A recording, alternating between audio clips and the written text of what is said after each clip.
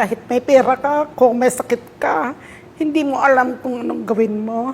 Last year, 2022, nasa trabaho ako noon. Parang nanghina ako na hindi ko alam. Tapos, nagpa-check up ako noong August 20. Doon ko nalaman na meron na pala akong diabetes. Yung blood sugar ko, 300.24 nung una. Umiyak ako ng umiyak na hindi ko alam. Kasi,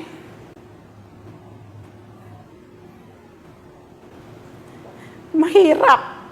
Kahit may pera ka, kung may sakit ka, hindi mo alam kung anong gawin mo. Nagdasal ako ng nagdasal. Yung gabi pala na yun na yung bigay ng Panginoon. Yung salveyo na yun, lumabas sa Facebook, almost 1 year na ako na nagtitake ng salveyo. Nagpa-laboratory ulit, naging 80.24. Inulit nila yung pagkuha ulit ng sa lab ko. Wala namang binagbago, ganun pa rin. Maraming salamat sa salveyo.